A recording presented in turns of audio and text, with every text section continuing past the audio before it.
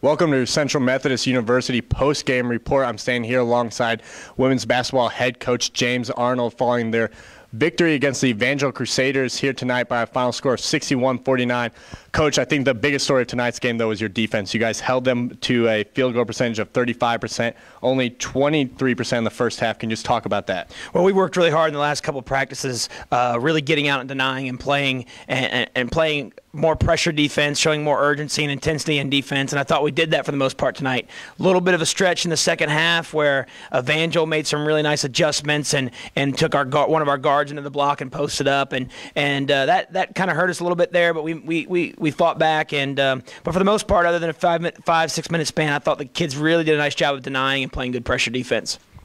Yeah, you guys had a 12-point lead. They kind of fought back, but at the end of the game, you guys were able to pull out. Talk about just the depth of your bench and how much of an advantage that gives you at the end of games. Well, I credit Evangel a lot for some of our offensive struggles. They defend really well themselves, and I thought tonight they did a good job of taking us out of what we want to do. Raylan Nuss ended up with 12, but they were draped all over her. They did a really nice job of taking Taylor Cornelius and some of our post players out of at least the initial pass and score. I thought, we kind of, one of our calling cards is our depth, and we can go in with an Audrey Patton, we can bring a Brittany Hodson-Pillar in, we can bring a Jasmine Poteet in. Samantha Gathercole comes off the bench and does an outstanding job. It really would start most of the time for us. A lot of those kids are really starters that we can only start 5. So that's a really nice advantage for us against a lot of the teams we play. And what helps with that is if someone has a bad night, then there's anybody else can come in and pick them up. And I think that's one of the reasons we've been able to sustain some of the success we've had this year. Now, what I like about tonight is Evangel played really well, made some nice adjustments. This is a team that beat us early in the year, and it's a tough matchup for us, especially because of their two big-time scorers. But we didn't particularly play that well and still found a way to get a double-digit lead because we fought hard, we showed some resiliency, and we defended. Yeah, earlier in the year, they were able to squeak out a victory against you guys. McSpadden actually had 24 points in that game. Brittany Joseph, I thought, did a great job tonight. Limited her to 15 points, but kind of a quiet 15 points. Can you just talk about maybe the difference in defending her between the two games? Well, we really studied film hard. McSpadden is a scoring machine. I mean, like you said tonight, you don't think she plays very well and she still ends up with 15. That's a calling card of a kid that can really play the game.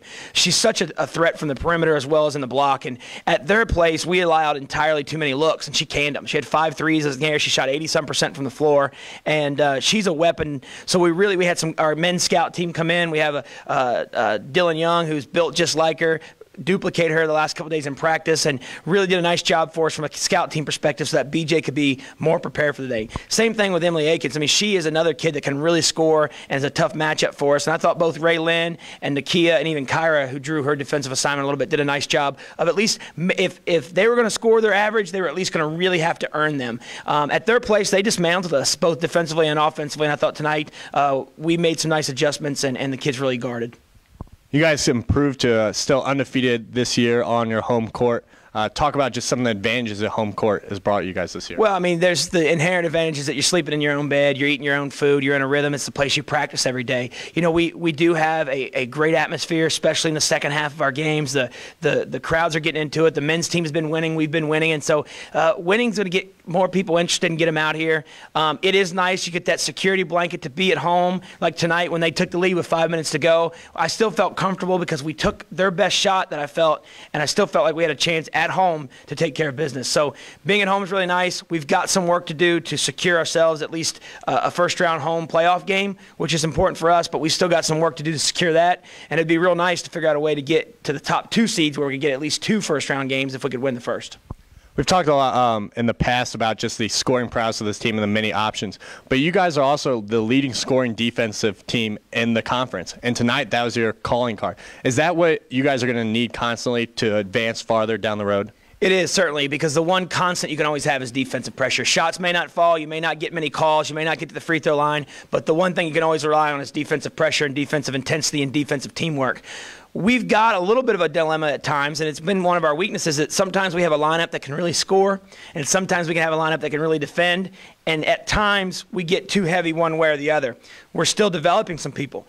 There's 8 regular season games left, at least 1 playoff game guaranteed at this point probably, and so we still got some work to do to develop additional depth and have some of our offensive threats become better defensive threats and vice versa. So there's some work to be done, but I certainly think to make a playoff run, we've got to continue to defend because if the shots aren't falling, that's the one thing we can rely on.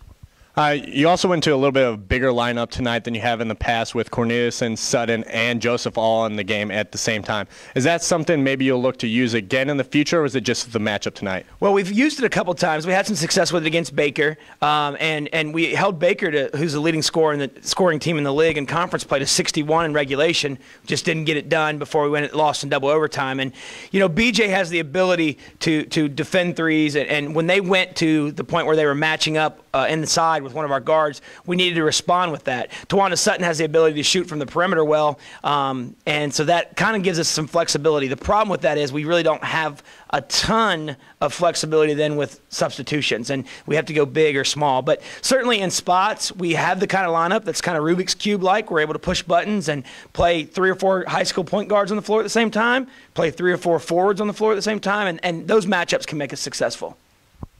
Coach, final question. How ready are you ready for this cold to be done with and get into some playoff warmer basketball? It would be really nice. It's awfully frigid, but the beauty of it is it's an indoor sport, and that's why we chose it, so it's good stuff. I'd like to thank Coach James Arnold for joining me tonight. Women's basketball team defeat the Evangel Crusaders by a final score of 61-49. Thank you for watching the CMU postgame report. Remember to follow us on Twitter as well, at CMU Eagles. I'm Tyler Wynn.